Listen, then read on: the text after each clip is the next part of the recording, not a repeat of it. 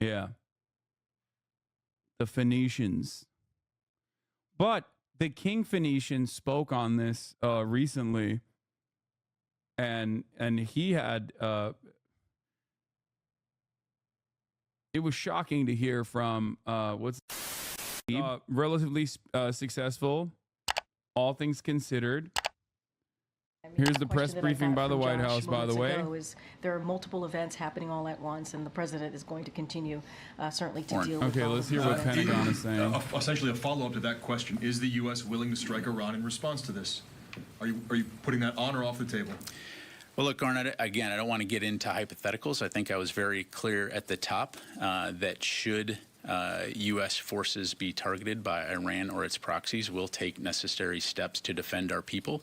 And I think we've also been very clear that we're going to support the defense of Israel. And so I'm not going to get into theoretical or speculative operations at this stage, other than to say, you know, we mean what we say and we say what we mean. And then a follow-up question. Iran claims to have used a new Fatah missile, which is supposed to be a hypersonic ballistic missile. Can you assess whether they did use new and advanced weaponry in this attack and whether they learned from the April attack?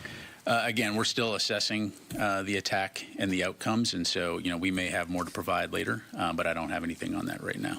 Dan. Thanks for your time. Two questions, please. On Secretary Austin's statement last night, he referred to being supportive of operations along the border. Is he open to Israel using operations on both sides of the border? Along the border was a little vague there. Well, I think I'd go back to how I responded to Joseph, right? We understand and support Israel's right to defend itself against Hezbollah, as we highlighted in the readout. We understand that part of that is dismantling some of the attack infrastructure that Hezbollah has built along the border.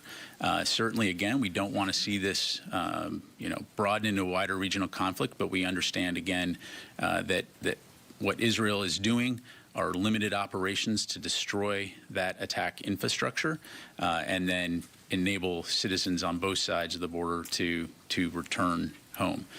Ultimately, at the end of the day, we do think that a diplomatic resolution is the only way to achieve lasting stability and security across the Israel-Lebanon border. So, you know, we're going to continue to work to that end. But we also, again, understand Israel's need to defend itself. And then a follow. The State Department read out a report on an attack on a diplomatic facility at Baghdad Airport last night. Have you seen any other attacks on U.S. forces, I guess, since Friday? This one would seem to be on a diplomatic facility, but be it in the last day, particularly at this heightened time of tension, or just broadly over the last couple of days? Yeah, as of right now, I'm not aware of any additional attacks. Thanks. Sir. The Iron Dome, how effective is it against ballistic missiles? And some of the televised images appeared to show some of them landing on infrastructure. Are you aware of that? In general, was this attack more effective than the Iranian attack in April? Again, understanding that a lot is still you know, very initial, as I highlighted, initial indications are that there was minimal damage on the ground. You know, in terms of the specifics, though, I'd have to refer you to Israel really to talk through that. And again, as more information comes in, we'll certainly know more. But the initial assessment is that Israel was able to successfully defend itself, of course, with the support from the U.S. And so, again, we may have more later on that. Helene? Thanks, Pat. I just want to be clear, because it seems like we're at a very dangerous time where any kind of ambiguity from the U.S. could lead to an attack on American troops. And when you say I understand when you say that we're going to defend any attack at American troops. I also understand that that you said that no American troops were hurt. Therefore, are you saying the U.S. is not planning on a kinetic strike against Iran? Because right now, we'll stress again that the Hamas-Hezbollah partnership only started after the second Rabin administration kidnapped and deported hundreds of Hamas activists, Ismail Haniyeh among them, across the Lebanese border in 1994. We'll also remind people that in 1992, Israel assassinated Hezbollah General Secretary Abbas Mousawi, replaced by Nasrallah shortly after. God, it seems like maybe this more force thing is not the solution to literally everything. Yeah, one thing I want to also point out is that this is like, didn't get a lot of coverage, but like Israel obviously doesn't just assassinate like the Islamist fundamentalists leading the fucking helm in the resistance groups. Okay. A lot of people will be like, oh, these are not good guys, Hasan. And it's like, yeah, you want to know why? Because Israel killed all the fucking good guys that weren't even fighting against Israel. Like Ghassan Kanafini, who is not even a person that fucking held a weapon at any point.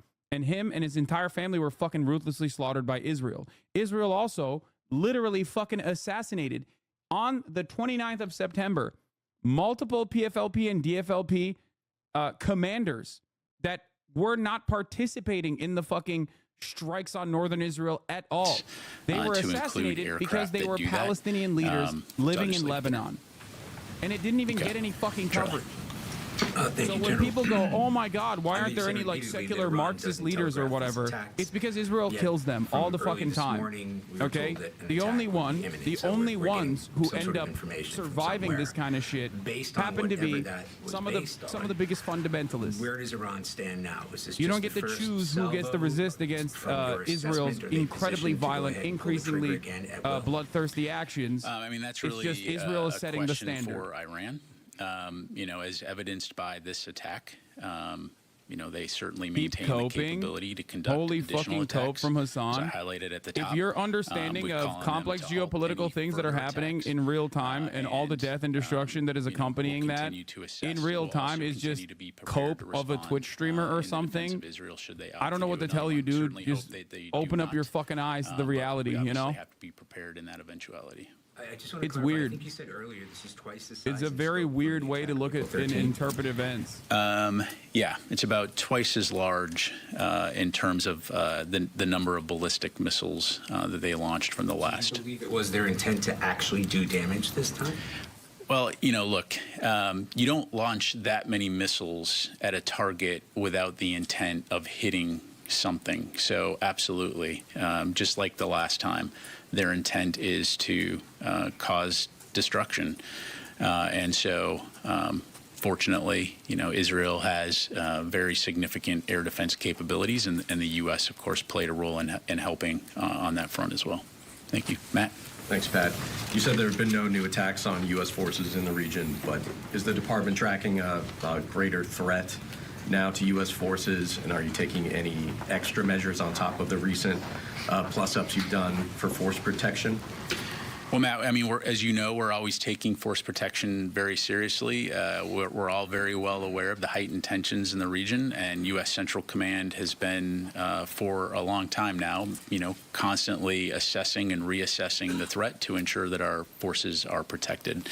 Like I mentioned, I'm not aware, as I come to the podium, I'm not aware of any additional attacks beyond the one that that Dan mentioned, but it's something that we'll obviously be, you know, keeping a close eye on to protect our forces. Secondly, were there any other nations other than the United States and Israel who took part in intercepting missiles or helping to track them or anything like that?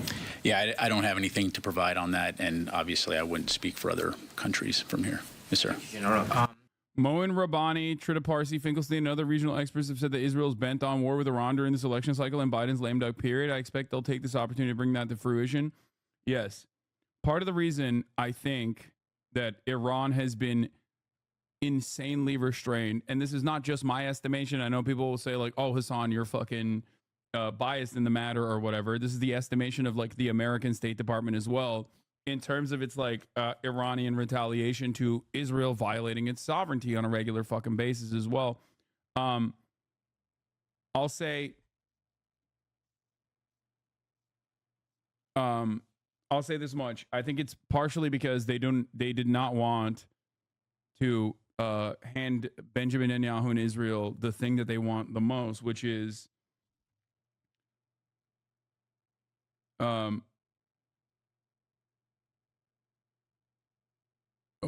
basically, fuck, sorry, I'm all over the place today. A lot is going on, which is basically a war with Iran. Okay, if Iran strikes civilian targets and does like October 7 level damage with hypersonic missiles that obviously are capable of penetrating Arrow 1 through 3, David Sling, and the entirety of Israel's anti-missile defense systems, Like, if they are able to target a military facility, they're able to fucking hit Tel Aviv. You understand that, right? Like, please understand this. If they are able to hit directly Israeli military facilities that are near Tel Aviv, that means they can fucking hit Tel Aviv. That means they can kill civilians in the same way that Israel does on a regular fucking basis. Okay? Recognize this reality, please. There is a reason why they're not doing that and targeting military facilities and impacting military facilities instead. Okay? The reason is because they are still worried about if they kill a bunch of Israeli civilians, then the big war, the thing that they're worried with American military joining the conflict and greatly escalating it into a regional, full-blown regional war with Iran will occur. I think that is partially what Israel wants to do. That is partially what Israel wants to do, basically. I think that's what they've been gearing towards for years and years. What is this? Khrushchev didn't want to reveal the nukes in Cuba till after the election because he didn't want the Republicans in because they were more anti-communist.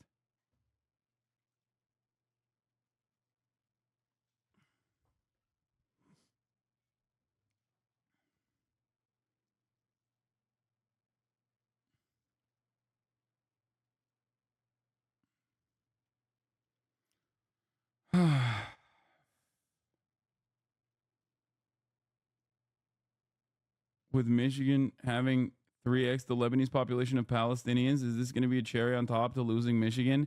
I don't know. It depends. I wouldn't. The Lebanese situation with respect to Hezbollah is more complicated than you think. I mean, I think there's plenty of Lebanese people who are going to be upset that America is allowing Israel to pummel Beirut, but it depends on what the demographic makeup looks like. If they are, if it's the Christian Lebanese population, they might not. They might actually cherish this attack. You know what I mean? They might actually think that this was good. Because, once again, they also are not exactly fond of Hezbollah.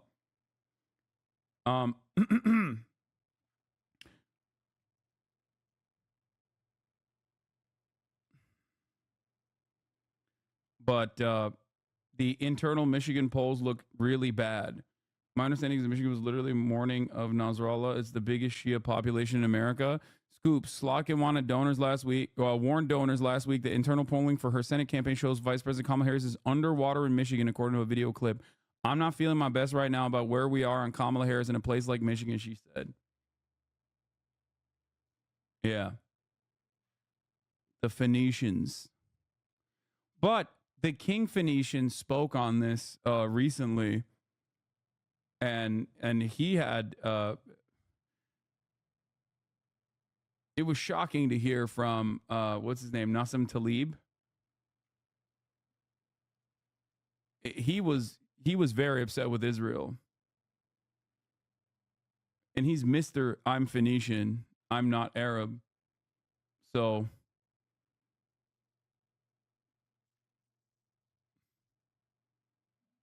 You know,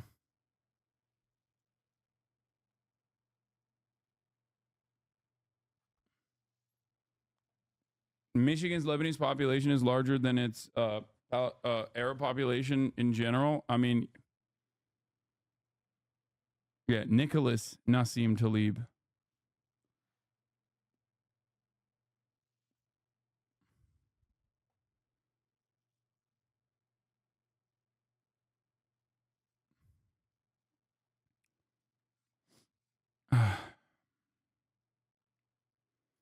I think, I mean, the way I see it is like a lot of the Christian Lebanese population living outside of Lebanon see their family villages, you know, their Christian homes of their Christian family members also being bombed in the same way, with no distinction between like Shia or Christian or Sunni Muslim Lebanese populations, and recognize that Israel is still in the wrong for doing this, and recognize that America is allowing Israel to do all of this.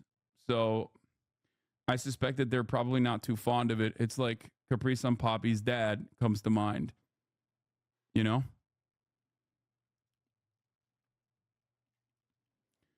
The Chief of Staff, Major General Herzi Halevi, at the end of the situation assessment, we've proved our ability to prevent the enemy from achieving by combining exemplary civil behavior with a very strong air defense system. We will choose when to collect the price and prove our precise and surprising attack capabilities in accordance with the guidance of the political echelon. So it's less about the platform and it's more about the capability. Again, we still maintain a robust capability to be able to respond to any potential future threats as well. And I just want to follow up on what Helene was asking, which was important in the sense, I think you said a red line that if Iran or its forces were to attack U.S. troops, you know nothing about there would Arab be a U.S. Christians? I refer my commentary to my Arab Christian friend instead. Okay? I don't know. Dave Ashraf.